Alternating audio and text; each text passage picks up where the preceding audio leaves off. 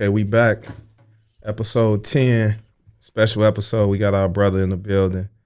A lot of people don't know, but if you really follow the Butcher Block, Etwan Smooge Moore was our first guest in 2022. At that time, he was still kind of on the fence about playing. Now, fast forward 3 years later, he's fully transitioned to the front office. So this episode gonna be a little different. Not so much focusing on basketball and his basketball career, but what the other side of it looked like, with his day to day. So congratulations on, your position with the Chicago Bulls, who was my favorite team, our hometown team. So, first and foremost, congratulations on that. Yep, appreciate that, man. Thanks for having me on here again. But I ain't put my retirement papers in yet. The hoop. Yeah. I didn't know if you was going to announce it. I ain't put my retirement papers in yet. I didn't know if you was going to announce it on the Butcher Block or what. Yeah, no, man. It's been cool. Been a great transition. Going to the other side after basketball, a wise man once told me that everybody got an end date. Mine just happened to be 11 years after playing the NBA. So yeah, it's been a great ride, and on this second part of my life journey has been going well, going good as well.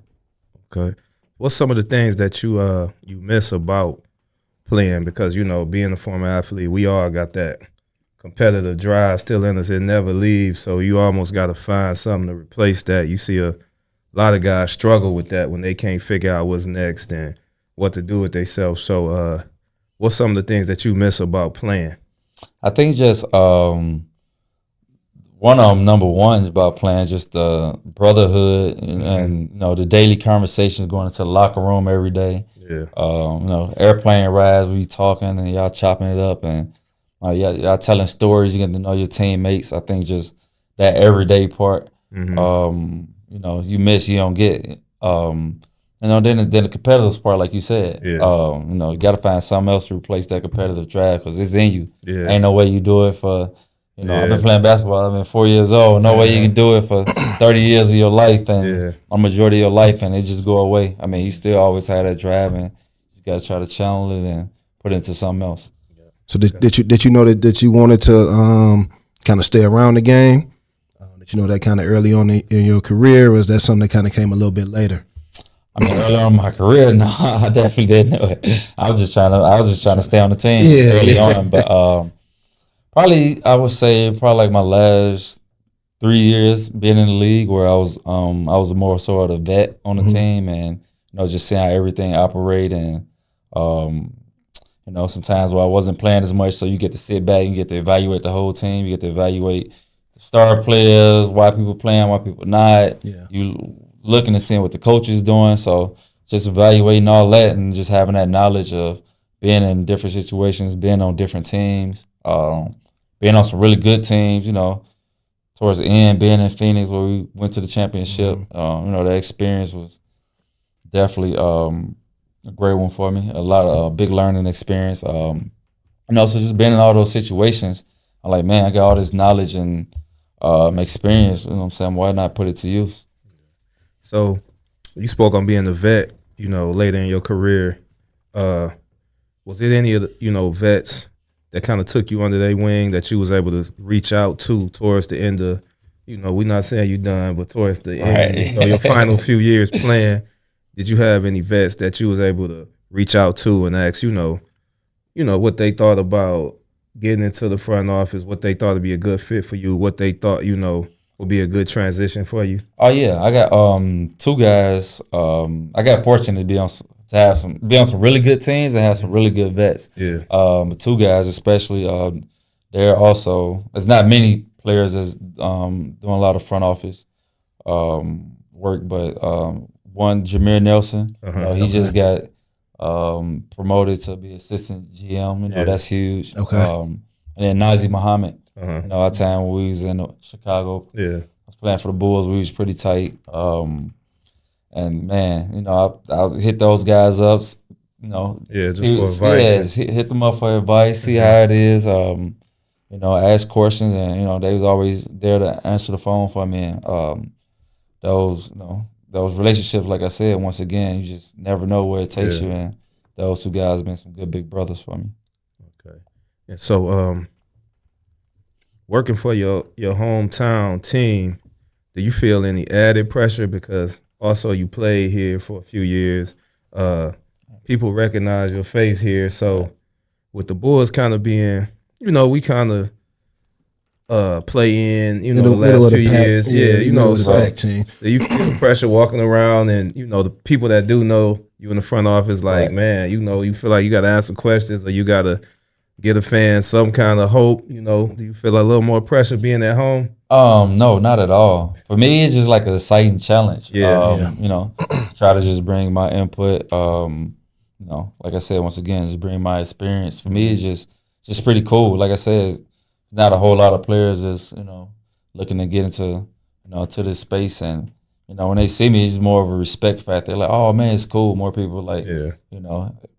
excited. I mean, maybe in a couple years down the line, Yeah. might be a little more pressure right now. Right. Everyone's just cool and happy to see me. Like, oh, dang, man, you play here, and Yeah. you know what I'm saying? We know you was always a smart player, so they always were like, man, we know you'll do well. But nah, never no pressure. But I just think it's just more like a exciting new journey. Yeah. I know you just talked about some of the older guys, Jameer and Najee, who kind of took you under their wing and still around to kind of help you out.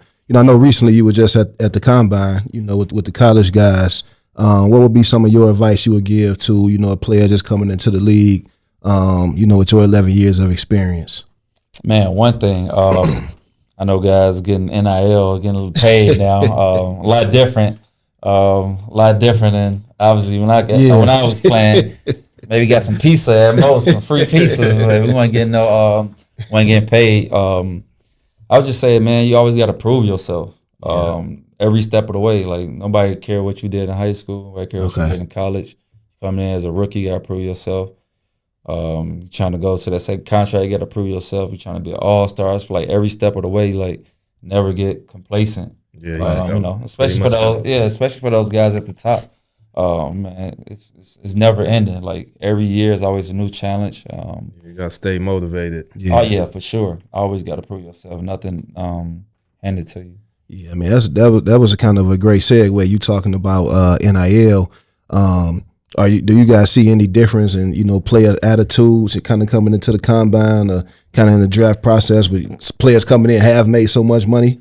Not yet. I feel like probably the next year or two you'll start really seeing that effect, because now the numbers just getting crazy, especially this year. Right. It's like, whoa, you getting what? Yeah, guys is not even really playing. I mean, guys just coming off the bench getting almost $1 million. It's crazy in college. I just seen a reported number of what Cooper Flagg, possibly made in college, and I'm like, that's crazy to think about. Yeah, but we haven't really saw it. That much yet. But it's a trickle down effect of guys. For sure, as you saw, it was just like last week. It was like 20 guys took their name out the draft. So that's been probably the biggest thing. People are like, man, I'm gonna stay instead of going second round. I'm gonna stay in here and make this money. Yeah. Which I mean, I'm not mad at. I don't blame them, but I mean, it's always twofold to the story. You gotta do what's best for your career too. I mean, you can't just do best for right now and some of them only got one shot to make this amount of money. So you definitely can't blame them when it's life changing money like it is right now.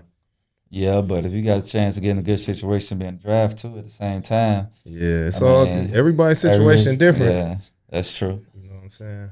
So speaking of the combine players coming in, we couple weeks out from the couple weeks ago they did have the rookie combine for the incoming rookies in Chicago.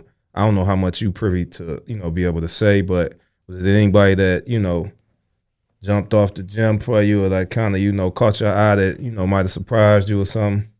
I'll just say, man, it's just some good talent. Just the athleticism of some of the guys have been pretty cool. I mean, I don't know, just from my days, but now these guys jumping 40-inch verticals like it's nothing. Like the max 43, like that's just crazy. So just see the athleticism and just the size.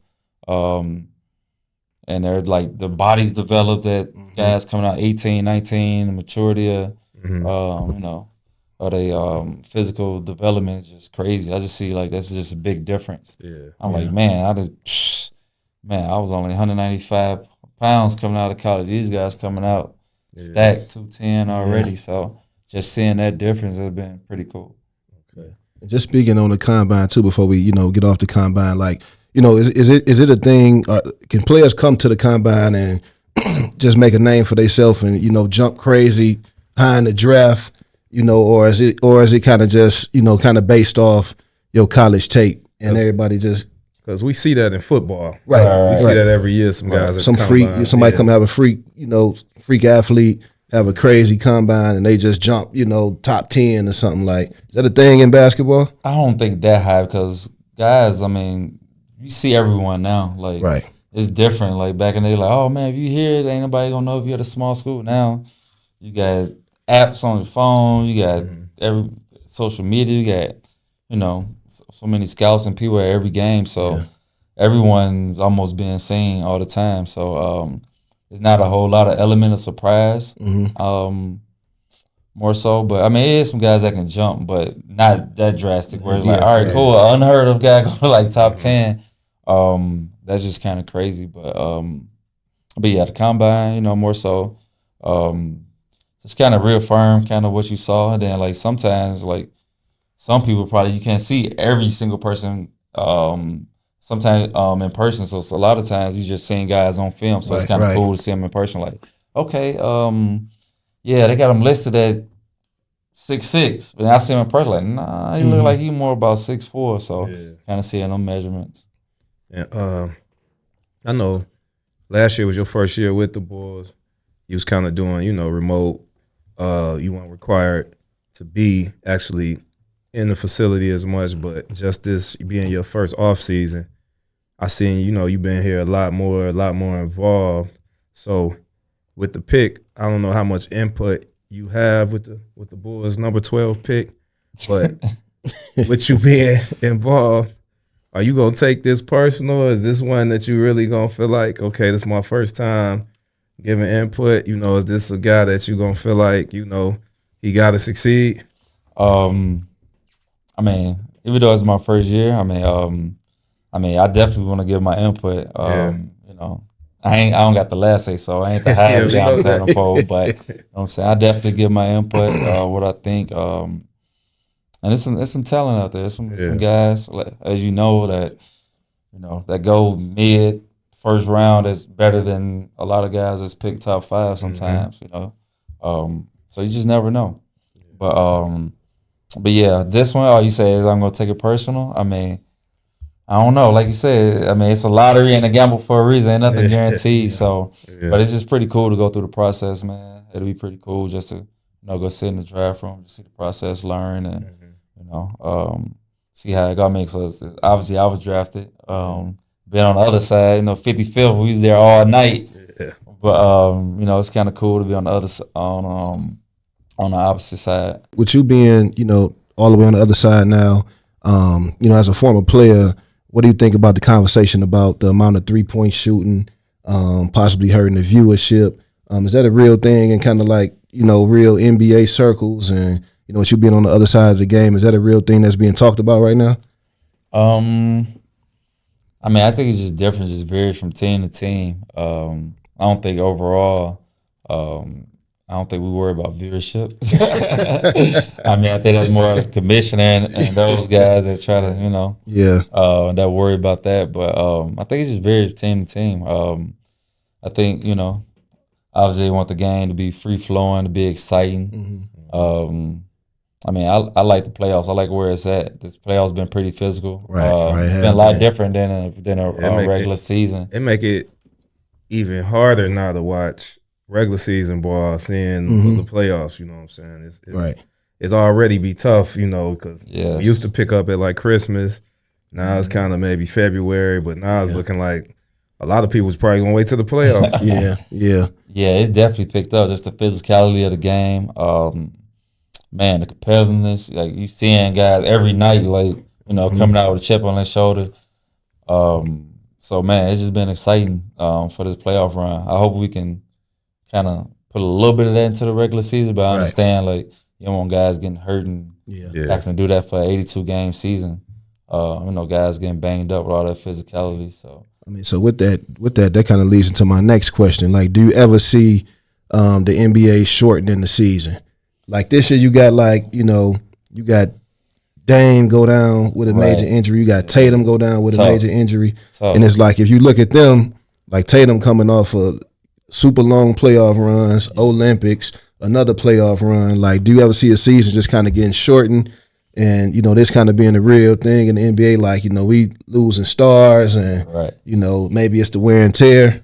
I mean, I wouldn't be surprised if it did. I mean, obviously you got to protect the product. And, if guys getting hurt and, with the pace of the game, it's a lot different, In the 90s and early 2000s, it was mismatched basketball. So, guys didn't have much stress on their bodies when throwing into the post or you throwing into a shooting guard and everybody just spaced out. And it's a lot more half court. Yeah, a lot more half court. Now the pace is just a lot more crazy, getting up and down. Even though, like, with those threes, teams shooting 40 threes in a game, averaging 35, 38 threes a game is, just that pace, it's putting a lot more pressure on your joints and on your body. So, they'll do anything to protect the product. So, if that's what they have to do, like I can definitely see that happening. Yeah, I mean, do you think that owners, on the financial side would be willing to risk that? Shortening the season, losing money. They can make the money back. That's definitely tough. Cause if you make the same amount of money and shorten the season, they probably would have been doing it 15 years ago. So that's the tough part. Find other ways to generate revenue to kind of offset that. But you see the game going global. Got viewership in other countries, China, and CA's thinking about doing things in Dubai and Abu Dhabi and all those different places. So maybe that can make up for some of that ground. So just never know, especially as the game keep growing. Yeah. And speaking of the international the globalization of the game and a lot of the foreign players being some of the top players in the league, do you think they got it right with the MVP with Shea over Jokic? I don't know. That was tough. That was tough. If it was a co-MVP, I wouldn't have been mad this year. Yeah. If it could have been a co, both guys was deserving. I think Shea got out a little earlier than Jokic. I think he kind of early on in the season. Oh yeah, he was steady for the full season. It was like Jokic kind of, and they won 68 games too. Yeah, but I think they kind of ran away with the conference by like 14, 15 games. But the thing is, how Joker finished, like nobody remember the first 10, 15 games of the season. But there was remember the last thing that you did. That's the most important. There was games that what you done for me lately. They was winning them early games when the rest of the league was just kind of sleepwalking and feeling their way out. Yeah, but that's tough. Both guys was very important to their team. If you take Shea off their team, they still got a lot of talent around, but obviously he was their closer. And you think we could trade the number 12 pick for him? It's above my pay grade, man. I don't get paid. I don't get paid enough for that one, for those decisions right there. But who won't want Shea on their team? Yeah, you're a dog for sure. Okay, so I know you've been back and forth a little more in the building, in the facility, but now that you're not playing, you're in the front office, what's your day-to-day look like?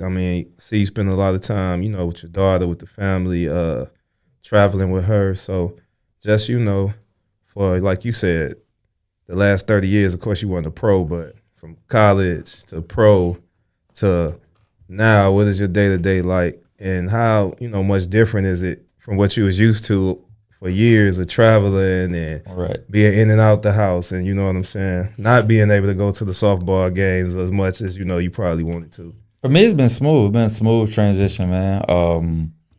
I kind of braced myself for it. But like I say, my daughter's softball games, we traveling, going different places. That's pretty cool. Ain't nothing like seeing your own kid out there competing. And, Yeah. Right. you know, just seeing that drive and that competitiveness, like dang, yeah, I put that in there. You know, so that's man, that's pretty sweet right there.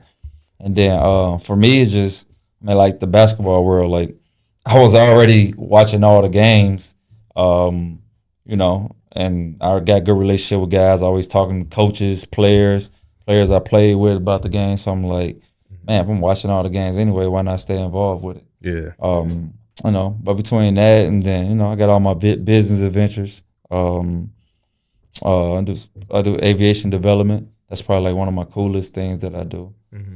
As far as business wise, and you know, but in between all those, man, I always have something to do. Always staying busy. So, you know, it's pretty cool. You know, to you know, being fortunate enough to, you know, have a successful life out there. Right. It's super dope to just hear you talk about business ventures, you know, after basketball. You know, I seen the conversation recently kind of going viral. I think it might have been Lou Will or something talking about how quick, you know, players just kind of go, you know, from having this amount of money to pretty much going broke or losing a significant amount of money after 3, 4, 5, 6 years out. That you know, being on so many kind of veteran-led teams, that you guys kind of have like any vets early on kind of giving y'all financial advice or, you know, kind of putting you on the things you might want to do after to kind of, you know, keep revenue generating? Oh yeah, I remember my first year, especially when I was in Boston. You know, I had a team full of vets, and they just talking about, man, save your money, save your money.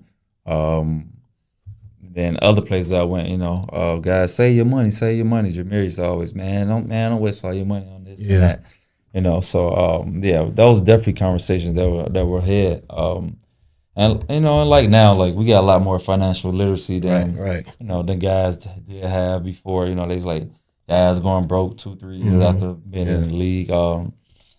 But man, it's different once you get on this other side when you don't got them free meals every day. You know, you don't realize how much you're spending just on food. Yeah, free travel. You know what I'm saying? You got free charter flights. You know, you know, on the planes. Different. Even for me, it like adds up. It's different.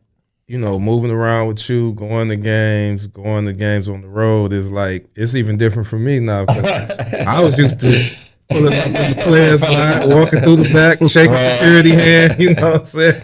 You know, it's a little different walking there with everybody else. A little different going to the game regularly, man. But it's different on the other side. Yeah, you definitely spend a lot more money, so it definitely go quick because once you plan and you know you got checks coming in, sometimes you don't really pay that much attention because you're like, but you should. But you know, like, okay, cool, I got another check coming in, so it don't look as bad. But when it ain't coming in, you just seeing everything going out. Them numbers look a lot bigger, and you're like, oh, hold on, dang, I spend this much on that. Hold on, I spend this much on shopping. So did you kind of take on that role as you got older? You know, when you became the vet, did you kind of take on that role with some of the younger players? Oh yeah, for sure. Yeah, for sure. A lot of things. I was talking to players about life. A lot of times I used to always talk to a lot of guys like, man, what else you like doing outside of basketball? Right. Obviously, you know, you're in the league, so you know you got special talent. You know, so that's gonna take care of itself. But you know, life is all about balance as well. Like I say, I finished playing I was 33, 34. I'm like, man, I still got so much life left. Like, you know, it's all about balance. You know, you still got to have something else that drive you. You know, if that's family, if that's business, if that's, you know, whatever else you like doing. If that's rap, if you want to be a rapper, after, whatever you want to do. But yeah, man. So yeah, I used to always try to kick back knowledge as much as possible to all the guys. Yeah. So even with like vets, you know what I'm saying, who, you know, you learn from other vets, like you learn from the vets when you got in the league who taking, you know, young guys under their wing and trying to, you know, prepare them for what it's going to look like, not only in their playing career, but after they playing career. But we still, every year we see the same thing, guys getting in different situations with women, you know, seeing this guy, you know, has blew all his money, guys getting in trouble off the court. And I know that, you know, even at the draft combine, the NBA, they bring people in to speak to guys. And like I said, you got that nest of vets. It's like a village. And, is it anything, that you think the NBA can do different to help prevent, guys still seem to keep getting into these same situations over and over again? Put more vets on the team. That's the only thing. No, but it is key, man, having good veteran leadership, even as guys is not playing. Man, I feel like every team should have at least one. Right. I feel like it goes so far, it goes a long way. Yeah. I mean, guys still gonna do what they want to do. You can't stop everything. But I would say in the whole, like, man, leading in a great space. Like, the one story that you hear is one out of every one out of every 400. Right. You know what I'm saying? Of the stories, they just obviously media and everybody blur everything up. Yeah, but most of the guys, man, good guys. Most of the guys now, I mean, where the league is now from back then, like most of the guys don't even go out and party. Most of the guys playing video games, coming in at 19, 20.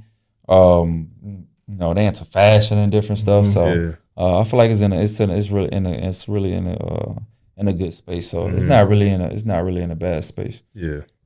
As a former player that hasn't retired yet, but you kind of made your transition into the front office. We see a lot of guys get in the media, but over the last few years, we seen the explosion of podcasts and guys really working for themselves in that arena. And we've seen it a lot from former players. So I know, you stay in tune with what's going on. What's some of, your favorite podcasts from former players that you like to watch or check out? I know you've even been on a few. Yeah, of course. My guy, boy Jeff T, them 520. Yeah. Man, they got one of the most entertaining podcasts. But, they got a good balance on there. Yeah, got a little comedy. I like theirs a lot. Yeah, I actually got the T on, man. Oh, you got the T representing? Yeah, I like theirs. They're one of my favorite. I mean, it's just so many. You got Knuckleheads. I mean, that was one of the it's one of the original. One of the first few. I got Q and D Miles. Yeah. All the Smoke. They always have good deep conversations. Yeah. They get to the nitty gritty. I feel like they don't hold no punches back. Especially those guys. They just show like too with Matt and and Stack Jack. Yeah. Just the relationship they have with guys around the league. Mm-hmm. Like for them to be able to bring that many guests on. I mean, because you just watch those guys play and you like, dang, I bet nobody like them. Everybody probably hate them just because they always are so competitive, getting into it with guys. But man, really, I mean, the league show you that it's really a brotherhood for sure. Yeah. A small brotherhood, and just to see the relationship they got and those conversations they're able to dive in. Yeah. That's pretty special. That's not easy for everybody to have the opportunity to do that. So how do straight from a former NBA player's mouth, like how do NBA players feel about guys in media who didn't play the game, who have like all these critical opinions about the game?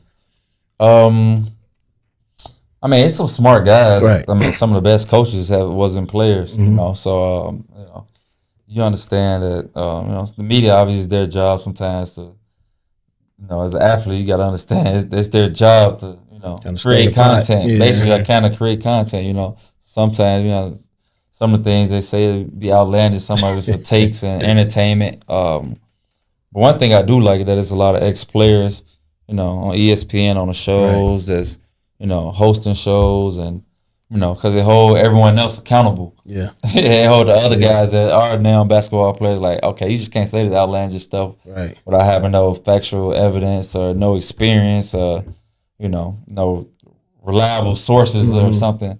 So it's been pretty cool to see a lot of ex-athletes get into the broadcasting and TV viewership stuff.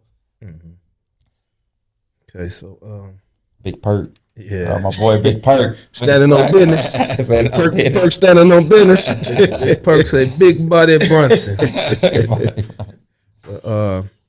Going back to, your playing days, can you share with us some of your best NBA memories, like, some of your toughest matchups, your favorite teammate? Shout out my boy KO. I see, he just got hired on doing some things at Norfolk State, just some of your best memories, things that you're going to carry with you the rest of your life, you know what I'm saying, from your playing days in the NBA? Right. Like I said, man, just those times. I mean, it's just so many. That's been a cool thing. Being on different teams just to see how, different teams operate, and then you get to have all these cool teammates. If I go my first year in Boston, I got the big three. Then I even had guys like Keon Doolin and Marquise Daniels and Jermaine O'Neal. That I learned a lot from. Like even like me and cool like Avery Bradley. He worked with Utah Jazz. Yeah. He doing some front office work with them. So Okay. Then I go to Orlando with my guys and Mo and KO and Alfred and Jameer. You know what I'm saying? We all build a tight bond. So just building those bonds, in every stop. It's just been something that you can just hold on to that you just you know what I'm saying? Just for life. But basketball wise, man, couple cool facts. I say one of my favorite arenas playing in, I used to like playing the Oracle. I always had a good game in the Oracle. Yeah, the Oracle, man, it was lit. Yeah. And you talk about the Knicks Madison Square. Yeah. So they celebrity row. Oh man, it'd have been Obama been at the game, Jay and Beyonce, Rihanna been front row out that Oracle. Did you ever get starstruck and kind of find yourself like, damn, I'm really good? I would say my first game. My first game was crazy because I went to Italy during the lockout 2011. Yeah. And so been over there for about 4 or 5 months, and I was just so happy just to get back to the States. Mm-hmm. Then I get back, and my first game in Madison Square Garden against the Knicks when they Melo. Yeah. You got Amari, you got Tyson Chandler. They had a whip. J.R. Smith. You got to think about it. I'm growing up like watching these dudes play. So the whole moment was just surreal for me. I'm like, dang, we really about to play against Melo. Yeah. You know what I'm saying? And then you get there, you get the front row. You got the whole celebrity row. You got Spike and Tracy Morgan, everybody in the front row. It's just like, man, it's crazy. Like I grew up on watching this on NBC, Channel 5 on Saturdays. We need to hear Fat Joe tell this story. NBC, Channel 5 on Saturdays, man. You grew up watching that, and then it's just like surreal because, playing, obviously I grew up playing just like loving the game, like not knowing I'm going to make it to the NBA. Like when I'm a kid, they're like, you have a dream? I mean, obviously if you ask me, would you want to make it? Of course I would, but I didn't know it was like surreal. I didn't know it really could happen. I was just like, man, just love the game. Like we all grew up playing, But yeah, man, it was just crazy. Just those moments. Yeah. How was New Orleans? Because I feel like for me that was like one of my favorite times of your career. Because I'm like, man, New Orleans. I'm like, I really thought like y'all had a chance. Like, man, I like that team. Like, I feel like y'all just deserve, a longer run. Like I thought that team was really like well put together, and I thought that was a team that really can get y'all there. Yeah, it was cool. That was I felt like too. That was like your first real opportunity. Like you was in the game plan, in the mix, game in, game out. So when we come into the games, it's like we know. You know what I'm saying? I still got all the screenshots of when you was player of the game for different games. You know what I'm saying? Yeah, so that was, that was obviously probably, my best times of my career playing. Yeah. Just getting that freedom. Yeah. Ain't nothing like just getting that chance just to hoop. And now I got an opportunity and made the best of it. It was kind of cool to hear AD and some of the other guys talk when they were on interviews. And like, man, we felt like we had a shot because in our mind, like, we felt like we can beat anybody. We felt like we could beat Golden State. We felt like we had the team to beat Golden State. We felt like we was the only ones that could beat them just with, dynamic of our team. Like we had 2 unstoppable big men. I feel like they would have had to match up with us. Then we had 3 guards that can guard anybody. Yeah, that was interchangeable. That was interchangeable. We can switch. We can guard anybody. Yeah. I was shooting the ball like crazy. Like, man, I was looking at some of the numbers. I'm like, damn, it was crazy. At one point, I was shooting like 80% for like a month, like 2 months. I'm like, it was like crazy. Like I couldn't miss. So when you wide open, you play Rondo, Drew. I'm really the 5th option, honestly. I'm the 5th option in the starting lineup, but I'm just getting open. Like, you just gonna leave me just to shoot? Like I can make 7 out of 10. You leave me wide open threes. What? That's easy. So man, that moment was just crazy. City of New Orleans was on fire. You know, just to see them get that fire back. Yeah, because see them get it's a behind it. football city, so Oh you know, yeah, definitely had that energy. You know what I'm saying with around the Pelicans around that time. oh yeah, and they remember it too. You know, every time I go back now, they show mad love. They show a lot of Yeah. love. Like, oh, what's Yeah. up, E? Oh, you a legend? What's up, legend? Oh man, I ain't no legend. I only played here a couple years. Only averaged 12 points, but nah, man, they show a lot of love. Man, out there, just those years, they remember those times in our team. Just bring that excitement from the basketball standpoint. Like man, that was yeah. We all bonded, jailed too. You know, off the court we would kick it, hang out Right. some. Man, it was a special team for sure. Okay, so now we couple days away from the NBA Finals starting. Give us a prediction and why you think whether it's gonna be the Indiana Pacers or the OKC Thunder to be the next NBA champion. I mean, I know OKC the favorites. I mean, it's kind of hard to go against them, man. Yeah. Well-oiled machine, real versatile team. All the guys D up, no mismatches. They making shots. I mean, Yeah, they look like a dominant AAU team when they come on the bench. Like, man, everybody come on the Yeah. bench. You got Casey Yeah. Wallace, he knocking Yeah. down shots. Caruso making shots. They play Isaiah Joe, Wiggins. Like man, everybody come in. It just it's not that big of a drop off. It don't seem like it It at don't seem all. like that big of a drop off. It's just a deep team.